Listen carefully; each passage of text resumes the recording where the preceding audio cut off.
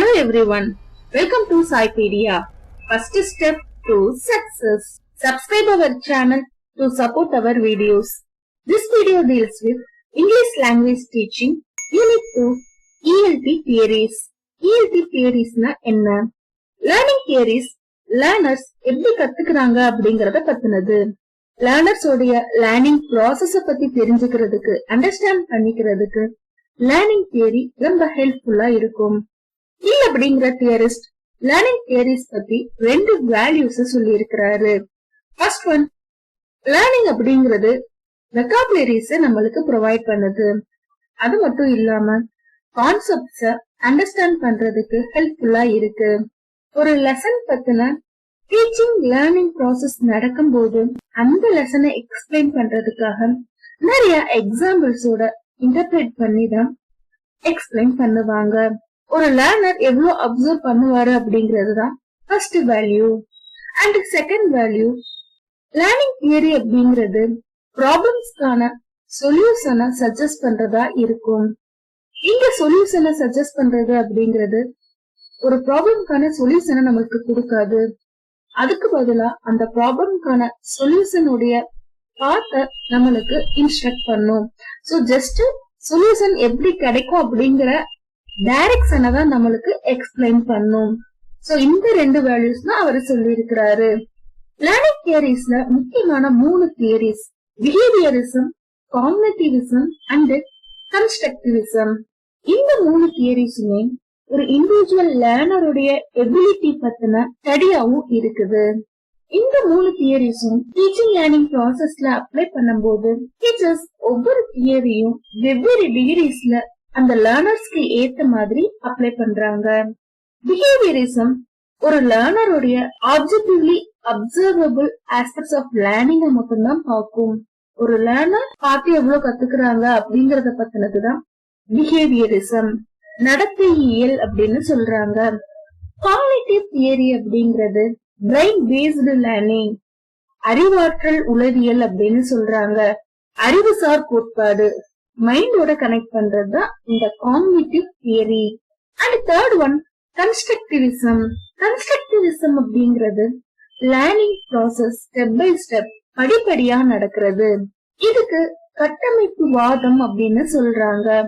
Learner ஒவ்வொரு ஆக்டிவிட்டியா பண்ணி கொஞ்சம் கொஞ்சமா ஒரு கான்செப்ட் பத்தி லேர்ன் பண்ணிக்கிறது.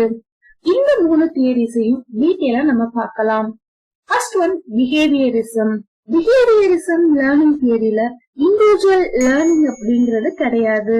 ஏன் அப்படி சொல்றாங்கன்னு பாத்தீங்கன்னா, லேர்னர்ஸ் அவங்கள சுத்தி என்விரான்மெண்ட்ல நடக்கிற விஷயங்களை அப்சர்வ் பண்ணி கத்துக்கிறாங்க.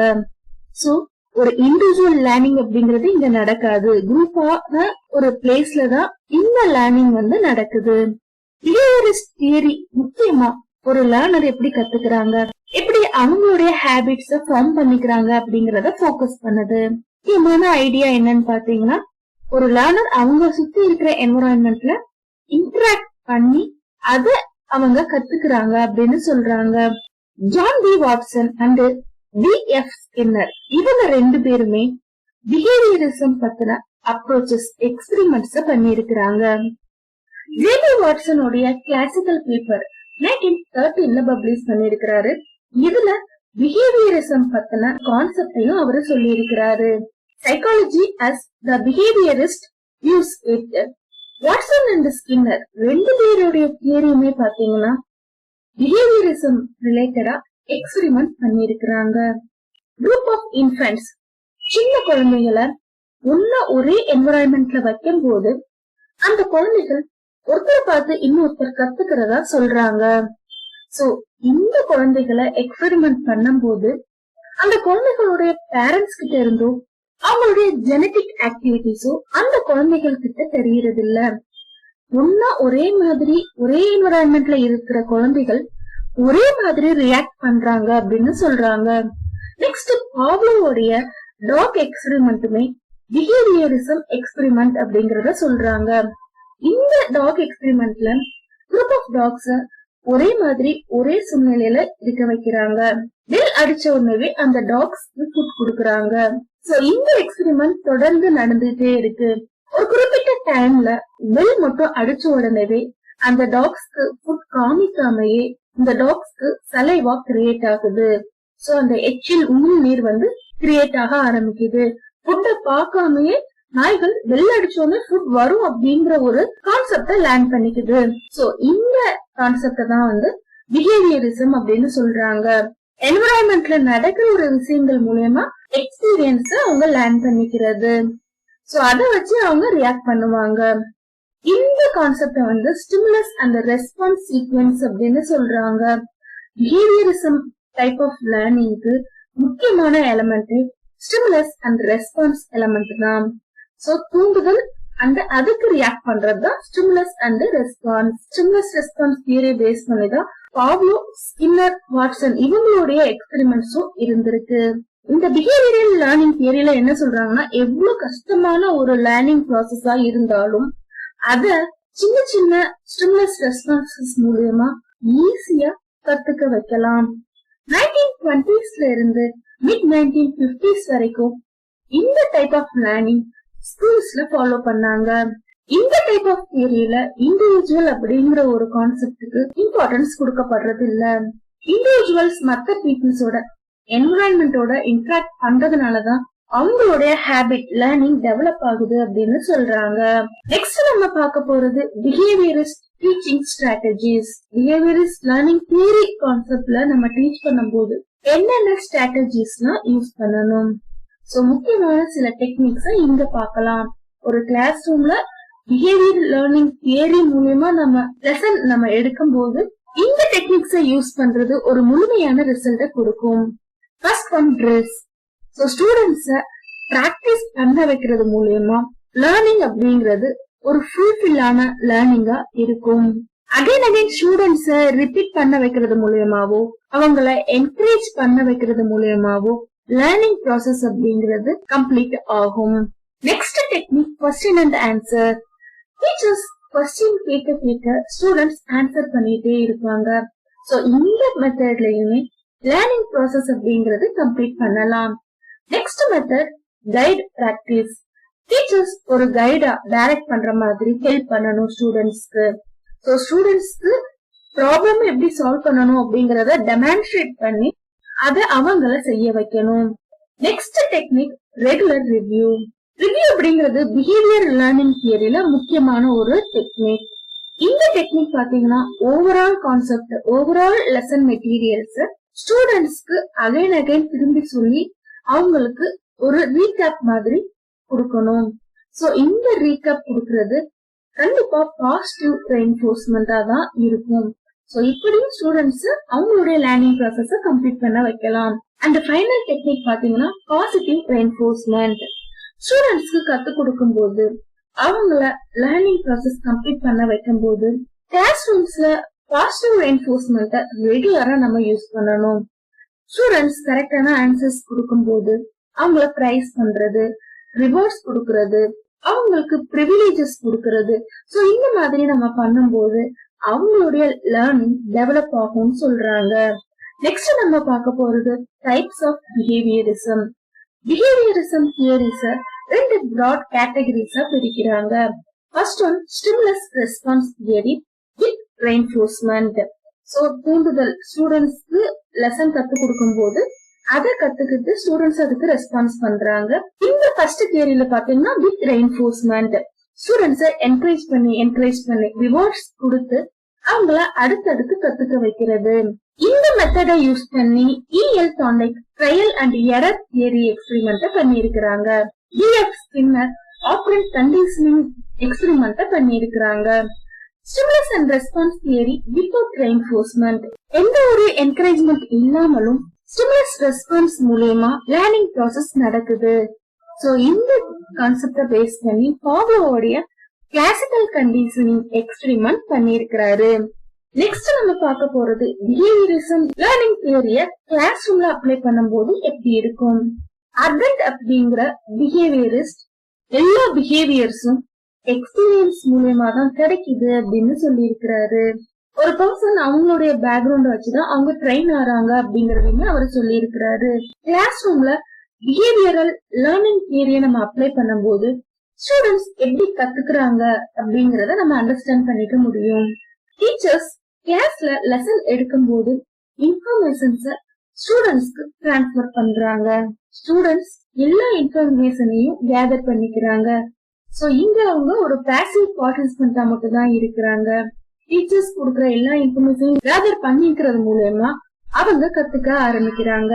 சோ டீச்சர்ஸ் இன்ஃபர்மேஷன் டிரான்ஸ்பர் பண்றது ஸ்டிமுலஸ் அப்படின்னு, ஸ்டூடெண்ட் அத லேர்ன் பண்ணிக்கிறத ரெஸ்பான்ஸ் அப்படின்னு சொல்றாங்க. பிஹேவியரிசம் தியரியோட இன்னொரு முக்கியமான வியூ, பீப்புள்ஸ் அப்படிங்கிறவங்க blank slate தான் இருக்கிறாங்க. they are born as blank slate, tabula rasa. so pupils அப்படிங்கிறவங்க எதுவுமே கிடையாது, ஒரு empty blank slate தான் இருக்கிறாங்க. rewards and punishments தான் அவங்கள ஒரு ப்ராப்பரான பிஹேவியரை லேர்ன் பண்ணிக்கிறதுக்கு ஹெல்ப்ஃபுல்லா இருக்கு அப்படின்னு சொல்றாங்க. சோ இந்த பிஹேவியரிசம் தியரிய யூஸ் பண்ணி டீச்சர்ஸ் ஸ்டூடெண்ட்ஸ்க்கு கரெக்டான ஒரு லேர்னிங்க கொடுக்கறாங்க. ஸ்டூடெண்ட்ஸ் டீச்சர் நினைக்கிற மாதிரி அவங்களுடைய லேர்னிங் ப்ராசஸ கம்ப்ளீட் பண்ணா டீச்சர்ஸ்க்கு அவங்களுடைய ஆக்சன் டிசைரபிளா இருந்தா அந்த ஸ்டூடெண்ட்ஸ்க்கு ரிவார்ட்ஸ் கொடுக்கறாங்க. சோ இது பாசிட்டிவ் கண்டிஷனிங் அப்படின்னு சொல்றாங்க. ஸ்டூடெண்ட்ஸ் உடைய ரிசல்ட் லேர்னிங் ப்ராசஸ் கம்ப்ளீட் ஆன பிறகு டீச்சர்ஸ்க்கு அது அன்டிசைரபிளா இருந்தா அவங்களுக்கு பனிஷ்மெண்ட்ஸ் கொடுக்கறாங்க. இத நெகட்டிவ் கண்டிஷனிங் அப்படின்னு சொல்றாங்க. சோ ஸ்டூடெண்ட்ஸ்க்கு ரிவார்ட் அண்ட் பனிஷ்மெண்ட் கொடுக்கறது மூலமா அவங்களுடைய லேர்னிங் ப்ராசஸ டெவலப் பண்றது. ரிவார்ட்ஸ் கொடுக்கும்போது இன்னும் நல்லா பண்ணணும் அப்படிங்கிற ஒரு என்கரேஜ்மெண்ட் கொடுக்கற மாதிரி இருக்கும். பனிஷ்மெண்ட்ஸ் கொடுக்கும்போது ஸ்டூடெண்ட்ஸ் அகைன் அந்த மிஸ்டேக் பண்ணாம கரெக்டா லேர்ன் பண்ணிக்கணும் அப்படிங்கிற ஒரு கான்செப்ட கிரியேட் பண்ணும். நெக்ஸ்ட் பார்க்க போறது காக்னிட்டிவிசம். காக்னிட்டிவிசம் அப்படிங்கிறது இண்டிவிஜுவல் லேர்னர் அவங்களுடைய ப்ரீ எக்ஸ்பீரியன்ஸ பேஸ் பண்ண லேர்னிங். சோ ஏற்கனவே அவங்களுடைய மைண்ட்ல ஒரு கான்செப்ட் பத்தி தெரிஞ்சிருக்கும், அதை பேஸ் பண்ணி தான் அவங்களுடைய நாலேஜ் டெவலப் ஆகும் அப்படின்னு சொல்றாங்க. காக்னிட்டிவ் லேர்னிங் தியரிய எஜுகேஷனல் சைக்காலஜிஸ்ட் ஜீன் பியாஜெட் 1936ல காயின் பண்ணிருக்கிறாரு. அவருடைய முக்கியமான பிலீஃப், நாலேஜ் அப்படிங்கிறது ஒவ்வொரு இண்டிவிஜுவலோடைய மைண்ட்ல ஆல்ரெடி கன்ஸ்ட்ரக்ட் ஆயிருக்கும். அவங்க லேர்னிங் ப்ராசஸ்ல இன்வால்வ் ஆகும்போது ப்ரீவியஸ் நாலேஜ பேஸ் பண்ணி அவங்களுடைய லேர்னிங் நடக்குது அப்படின்னு சொல்றாரு. காக்னிட்டிவிசமோட இன்னொரு பிலீஃப், லேர்னர்ஸ் எல்லாருமே ஜஸ்ட் இமிட்டேட் பண்ற கிரியேச்சர்ஸ் கிடையாது. லேர்னர்ஸ் உடைய லேர்னிங் ப்ராசஸ் அவங்களுடைய ப்ரீவியஸ் நாலேஜ பேஸ் பண்ணி தான் நடக்குது. இந்த தியரிய ஸ்டூடெண்ட்ஸ்க்கு क्वेश्चंस கேக்குறது மூலமா லேர்னிங் ப்ராசஸ்ல அப்ளை பண்ணலாம். நெக்ஸ்ட் பார்க்க போறது main principles of cognitivism. Learning must be purposeful and focused. ஏற்கனவே ப்ரீவியஸ் நாலேஜ பேஸ் பண்ணி தான் இந்த லேர்னிங் நடக்குது அப்படின்னு சொல்லியிருந்தோம். ஒரு லேர்னர் கண்டிப்பா பர்பஸ்ஃபுல்லாவும் ஃபோக்கஸ்டாவும் இருக்கணும். அப்படி இருந்தா மட்டுமே தான் லேர்னிங் அப்படிங்கறது நடக்கும். Learning must B self directed. So individuals அவங்க கான்சென்ட்ரேட்டடோட படிச்சா மட்டுமே தான் லேர்னிங் அப்படிங்கறது நடக்கும். Learning must come from analyse to discover. So ஏற்கனவே இருக்கிற ப்ரீவியஸ் நாலேஜ பேஸ் பண்ணி அனலைஸ் பண்ணுவாங்க, தென் நியூ விஷயத்தை அவங்க கத்துப்பாங்க. Organising information into schemas help student build conceptual models. So ஏற்கனவே இருந்த ப்ரீவியஸ் நாலேஜ பேஸ் பண்ணி இன்ஃபர்மேஷன்ஸ் ஆர்கனைஸ் பண்ணுவாங்க. சோ இன்ஃபர்மேஷன்ஸ் ஆர்கனைஸ் பண்றது மூலமா அவங்களுடைய லேர்னிங் டெவலப் ஆகும், லேர்னிங் பில்ட் ஆகும் அப்படின்னு சொல்றாங்க. ப்ரீவியஸ் நாலேஜ பேஸ் பண்ணி அவங்க கத்துக்கும் போது அவங்களுடைய லாங் டர்ம் மெமரி என்ஹான்ஸ் ஆகும். சோ ஸ்டூடெண்ட்ஸ் ஏற்கனவே அவங்களுடைய ப்ரீவியஸ் மெமரியோட இந்த நியூ இன்ஃபர்மேஷன்ஸையும் கலெக்ட் பண்ணும்போது லாங் டர்ம் மெமரி அப்படிங்கிறது என்ஹான்ஸ் ஆகுது. அவங்களுடைய ப்ரீவியஸ் நாலேஜ்க்கு ஒத்து போற மாதிரியான கரிக்குலம் கண்டென்ட் இருக்கணும். அப்படி இருந்தா மட்டுமே தான் அவங்களுடைய லேர்னிங் ப்ராசஸ் ஃபுல்ஃபில் ஆகும். காக்னிட்டிவ் லேர்னிங் தியரிய கிளாஸ் ரூம்ல அப்ளை பண்ணும்போது ஸ்டூடெண்ட்ஸ் நிறைய இன்டராக்ட் பண்றதுனால கத்துக்கிறாங்க. சோ இங்க கண்டிப்பா ஸ்டூடெண்ட்ஸ் ஆக்டிவ் லிசனரா தான் இருக்கணும். ஸ்டூடெண்ட்ஸ்க்கு क्वेश्चन கேக்குறது மூலமா அவங்களுடைய தாட்ஸ ப்ரொவோக் பண்ண முடியும். சோ அந்த ப்ரீவியஸ் நாலேஜ பேஸ் பண்ண தாட்ஸ ப்ரொவோக் பண்ணி அது மூலமா பிரசன்ட் நாலேஜ ஸ்டூடெண்ட்ஸ்க்கு டெவலப் பண்றது. ஆக்டிவிட்டிஸ் மூலமா, மெமரைசேஷன் மூலமா இந்த டைப் ஆஃப் லேர்னிங்க ஸ்டூடெண்ட்ஸ்க்கு கொடுக்கலாம். ஸ்டூடெண்ட்ஸ் கிட்ட கான்செப்ட டெமான்ஸ்ட்ரேட் பண்ண சொல்லலாம், ரீசைட் பண்ண சொல்லலாம், ப்ராப்ளம்ஸ் கொடுத்து அதை சால்வ் பண்ண சொல்லலாம், டிஸ்கஷன்ஸ் மெத்தட ஃபாலோ பண்ணலாம். சோ இந்த மெத்தட்ல தான் காக்னிட்டிவ் லேர்னிங் தியரி கிளாஸ் ரூம்ஸ்ல அப்ளை பண்றாங்க. காக்னிட்டிவ் லேர்னிங் தியரியோட டைப்ஸ். காக்னிட்டிவ் லேர்னிங் தியரிய 2 டைப்ஸா பிரிக்கிறாங்க. First one cognitive behavioural theory, second one social cognitive theory. Cognitive behavioural theory அப்படிங்கிறது ஒரு இண்டிவிஜுவலுடைய பிஹேவியரல் பேட்டர்னை பேஸ் பண்ணி நடக்குது. சோ ஒரு இண்டிவிஜுவல் அவங்க என்விரான்மெண்ட் எப்படி பாக்குறாங்க, அவங்களுடைய ஃபியூச்சர் அப்படிங்கறத மட்டுமே தான் காக்னிட்டிவ் பிஹேவியரல் தியரியோட போக்கஸா இருக்கு. சோசியல் காக்னிட்டிவ் தியரி அப்படிங்கிறது behavioural factor, environmental factor and personal factor. இண்டிவிஜுவலுடைய பிஹேவியர், சுத்தி இருக்கிற என்விரான்மெண்ட்ல இருந்து அவங்க கத்துக்கிற பிஹேவியர் அண்ட் அவங்களுடைய பர்சனல் பிஹேவியர். சோ இதை பேஸ் பண்ணதுதான் சோசியல் காக்னிட்டிவ் தியரி. காக்னிட்டிவ் தியரியோட ஸ்ட்ராட்டஜிஸ் என்ன? கிளாஸ் ரூம்ஸ்ல ரிப்பீட் பண்ண வைக்கிறது மூலமா ஸ்டூடெண்ட்ஸ் லேர்னிங் ப்ராசஸ்ல இன்வால்வ் ஆகுறாங்க. புதுசான விஷயங்களை கத்து கொடுக்கும் போது அவங்களுடைய ப்ரீவியஸ் நாலேஜ பேஸ் பண்ணி அவங்க கத்துக்கிறாங்க. அண்ட் ஒரு லெசன் உடைய சம்மரைஸ் நம்ம கொடுக்கும் போது ஏற்கனவே அந்த லெசன் நடத்தினது அவங்களுடைய ப்ரீவியஸ் நாலேஜ்ல இருக்கும். சோ சம்மரைஸ் கொடுக்கும் போது இன்னும் அவங்க நல்லா அண்டர்ஸ்டாண்ட் பண்ணிக்கிறாங்க. ஒரு டாபிக் சொல்லி அதனுடைய கான்டெக்ஸ்ட கெஸ் பண்ண சொல்லலாம். சோ அப்படியே அவங்களுடைய லேர்னிங் டெவலப் ஆகுது. Using imagery for memorisation. So memorisation மெத்தடையும் ஃபாலோ பண்ண வைக்கலாம். சோ இது எல்லாமே அவங்களுடைய லேர்னிங் டெவலப் ஆகுறதுக்கு ஃபாலோ பண்ண வேண்டிய ட்ரிக்ஸ். நெக்ஸ்ட் நம்ம பார்க்க போறது கன்ஸ்ட்ரக்டிவிசம். கன்ஸ்ட்ரக்டிவிசம் தியரி அப்படிங்கிறது காக்னிட்டிவிசம்ல எப்படி லேர்னர்ஸ் அவங்களுடைய ப்ரீவியஸ் எக்ஸ்பீரியன்ஸ பேஸ் பண்ணி நியூ இன்ஃபர்மேஷனை கத்துக்கிறாங்களோ, நியூ நாலேஜ் கெயின் பண்றாங்களோ, அதே மாதிரிதான் கன்ஸ்ட்ரக்டிவிசம்லயும் அவங்களுடைய ப்ரீவியஸ் எக்ஸ்பீரியன்ஸ பேஸ் பண்ணி நியூ இன்ஃபர்மேஷன்ஸ, நியூ நாலேஜ கெயின் பண்ணிக்கிறாங்க. ஆனா இங்க அவங்களுடைய லேர்னிங் இன்சைட் த மைண்ட்லயே நடக்குது. சோ ஏற்கனவே இருக்கிற ப்ரீவியஸ் எக்ஸ்பீரியன்ஸ பேஸ் பண்ணி அவங்களுக்குள்ளவே லேர்னிங் ப்ராசஸ் அப்படிங்கறது நடக்குது. இங்க இண்டிவிஜுவல்ஸ் ஆக்டிவ் பார்ட்டிசிபென்ட்ஸா இருக்கிறாங்க. மனசுக்குள்ளவே அவங்களுடைய லேர்னிங் பார்த்த டெவலப் பண்ணிக்கிறாங்க. சோ இங்க பாத்தீங்கன்னா லேர்னிங் அப்படிங்கிறது ஸ்டெப் பை ஸ்டெப் கொஞ்சம் கொஞ்சமா டெவலப் ஆகுது. ஒரு பில்டிங்க கன்ஸ்ட்ரக்ட் பண்ற மாதிரி தான் இங்க அவங்க நாலேஜ் ஸ்டெப் பை ஸ்டெப் அவங்க டெவலப் பண்ணிக்கிறாங்க. சோ அதனாலதான் இந்த தியரிய கன்ஸ்ட்ரக்டிவிசம் லேர்னிங் தியரி அப்படின்னு சொல்றாங்க. சோ இந்த டைப் ஆஃப் லேர்னிங்ல பாத்தீங்கன்னா கண்டிப்பா லேர்னர்ஸ் ஒரு ஆக்டிவ் பார்ட்டிசிபென்டா தான் இருக்க முடியும். சோ லேர்னிங் அப்படிங்கிறது டீச்சர்ஸ்ட இருந்து ஸ்டூடெண்ட்ஸ்க்கு ஷிஃப்ட் ஆகுது. ஸ்டூடெண்ட்ஸ் அவங்களுடைய யூனிக் எக்ஸ்பீரியன்ஸ பேஸ் பண்ணி அவங்களுடைய லேர்னிங் பொட்டன்சியலை டெவலப் பண்ணிக்கிறாங்க. சோ என்டையர் கிளாஸ்லயுமே இந்த லேர்னிங் ப்ராசஸ் நடக்கும்போது ஸ்டூடெண்ட்ஸ் அவங்களுடைய ஏற்கனவே இருந்த நாலேஜ், ப்ரீவியஸ் நாலேஜ அவங்க ரீகால் பண்றாங்க.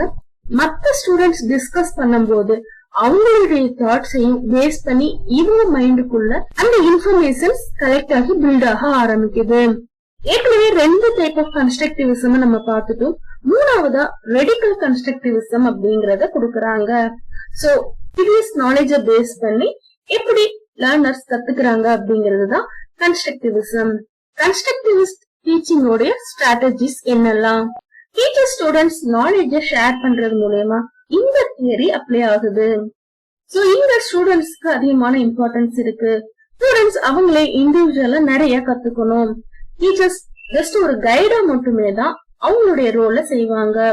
பீர் குரூப்ஸ் மூலமாவோ டிஸ்கஷன் மெத்தட்லயோ இந்த லேர்னிங் ப்ராசஸ் பாத்தீங்கன்னா நடக்கும். சின்ன சின்ன ஸ்மால் குரூப் ஆஃப் மெம்பர்ஸ் ஒன்னு சேர்ந்து ஒரு கான்செப்ட பத்தி பேசும்போது மற்ற ஸ்டூடெண்ட்ஸ் உடைய நாலேஜ பேஸ் பண்ணி இந்த இண்டிவிஜுவல் அவங்களுடைய நாலேஜ டெவலப் பண்ணிக்கலாம். நெக்ஸ்ட் கிளாஸ் ரூம்ல இந்த தியரியை அப்ளை பண்ணும்போது டீச்சர்ஸ் ஸ்டூடெண்ட்ஸ்க்கு நிறைய ஆப்பர்ச்சுனிட்டிஸ் கொடுப்பாங்க. ஸ்டூடெண்ட்ஸ் ஓபன் அப் ஆகி அவங்களுடைய நாலேஜ ஷேர் பண்ண ஆரம்பிக்கணும். சோ ஒரு சப்ஜெக்ட் பத்தின நாலேஜ அவங்க ஷேர் பண்ண ஆரம்பிக்கும் போது மற்ற ஸ்டூடெண்ட்ஸ்க்கும் நாலேஜ் கெயின் ஆகுது.